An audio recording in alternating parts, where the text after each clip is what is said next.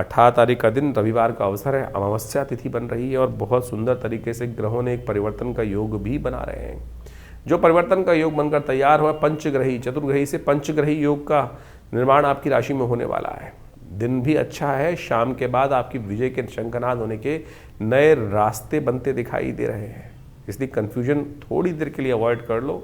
बहुत जल्दी ग्रहों का परिवर्तन होगा और शाम आते आते कहीं ना कहीं शंखनाद सुनने के योग भी बनते दिखाई देंगे। मौनी अमावस्या है, इस दिन मौन रहकर चीज़ों को समझते हुए कार्य करने का प्रयास करेंगे तो बहुत अच्छा रहेगा।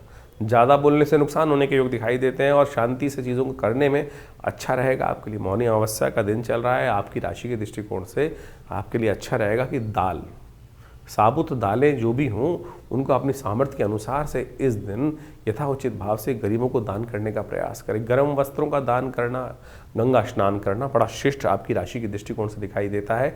तो इस दिन का सुंदर लाभ लेते हुए कार्य करने का प्रयास करें। वर्ष में एक ही दिन ये मौनी अमावस्या का योग बनता है, माघ का मेला चल रहा है और ऐसे में सुंदर रूप से आप अपने समस्त कष्टों को दूर करने के लिए, देखिए मेहनत से तो बहुत किस्मत जागती है, लेकिन ऐसा नहीं है कि सबकी मेहनत से किस्मत जाग जाती है।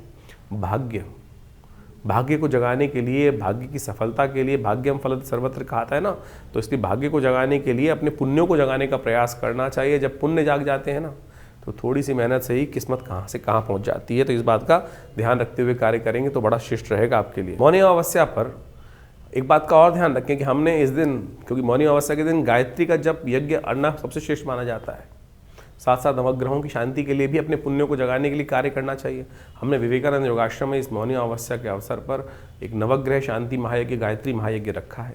आप सब लोग चाहें तो विवेकानंद योगाश्रम में अपने नाम से यज्ञ भी करा सकते हैं और साथ साथ इस पुण्य कार्य में सम्मिलित हो भी सकते हैं स्वयं भी।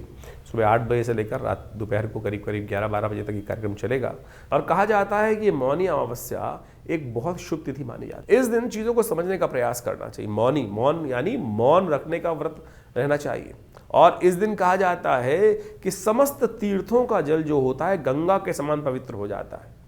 यानी कहीं भी किसी भी तीर्थ में जाके स्नान करने से, दान इत्यादि करने से, पुण्य कार्य करने से एक तो आपके जीवन में बहुत सारे, देखिए हमारे जीवन में हर समय कहीं ना कहीं कुछ ना कुछ गलत कार्य होते जाते हैं और उन सब से निवृत्ति प्राप्त करने के लिए शास्त्र में कहा गया है कि हमको उससे निवृत्ति होने का कुछ ना कोई मार्ग चाहिए। आमतौर पर हम जीवन पर्यंत उन भारों को लेकर ढो नहीं सकते हैं। अब किसी से गलत हो गया कोई कार्य, ना चाहते हुए भी कुछ ना कुछ गलत कार्य, पाप युक्त कार्य हो गया, अब क्या उसको दिन भर पूरी जिंदगी लेके पीटे जाए आदमी सिर? हमारे शास्त्र में कहा कि किसी तीर्थ में जाओ, एक डुबकी लगाओ, भगवान के समक्ष अनन्य श्रद्धा से कहो कि गलती से